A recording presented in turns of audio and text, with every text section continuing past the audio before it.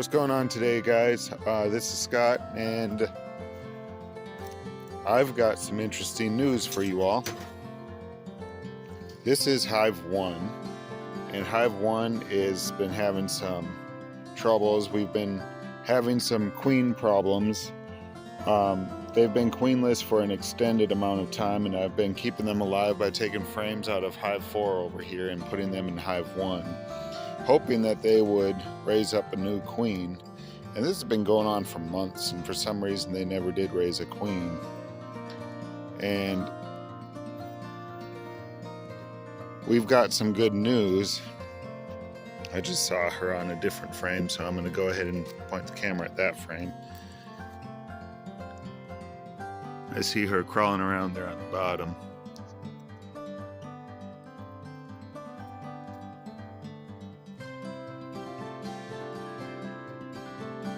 I know she's hard to spot from this angle. I'm going to pull this frame up.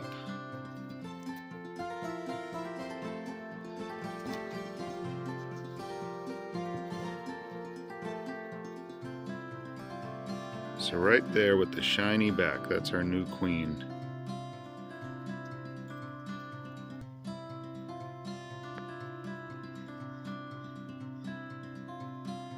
I saw her last time I was in here, but she was still a young virgin queen. But I know now she's a mated queen because of what I saw in the last frame.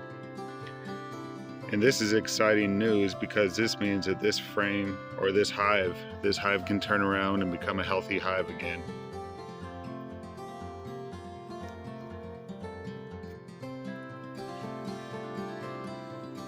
So back to this frame.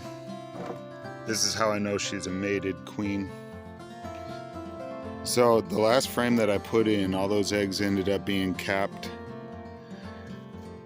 And so when we're looking in these cells, we can see open brood. There's larvae in there.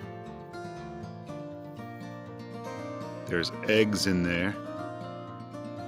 And so we know she's a mated queen because these eggs, these larvae, had to have come from this queen. And so Hive 1, which used to be my most productive hive until the queen perished, now has some hope because we just got a brand new queen for Hive 1. And this could not come at a better time. We're coming into springtime now. But while, you see, there's an airplane flying over now. I don't know how well you'll be able to hear me. I might have to wait with talking until that airplane goes by.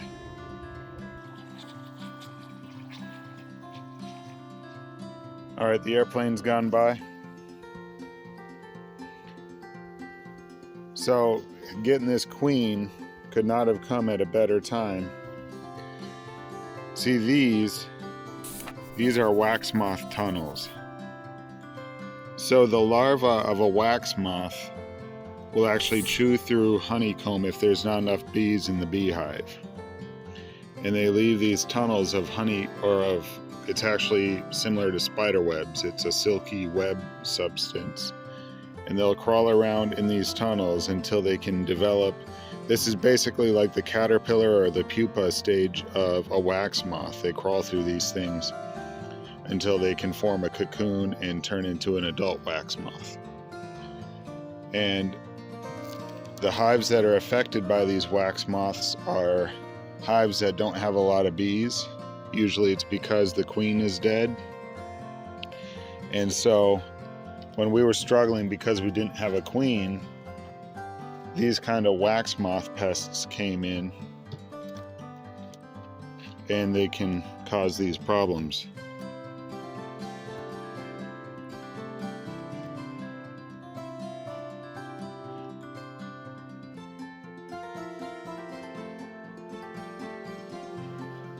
There's actually two species of wax moth. There's the greater wax moth and there's the lesser wax moth.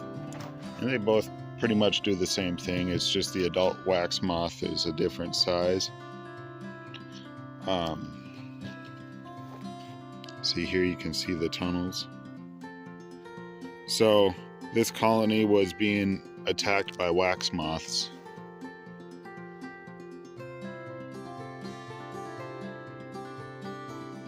And the reason that they were able to be attacked by wax moths is because there were not enough bees to adequately defend against them.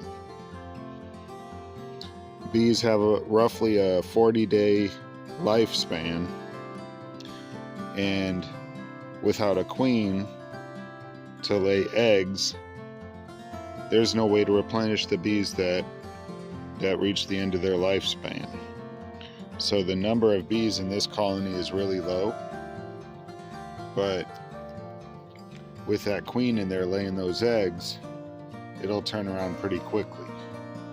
Now what I do with these frames that have wax moth infestation is I put them in the freezer, and after 24 hours it kills any wax moths that are on them. It's a chemical-free way of treating for wax moths, is you put them in the freezer, and you can actually scrape those honeycomb, all that wax, you can scrape off, and it cleans all of that off, and it lets them start over. But that's just one of the symptoms of having a low number of bees in a colony. But that should all turn around now that we got a new queen in here. It should turn around very quick, and this hive will come back to health really quick. Don't forget to subscribe.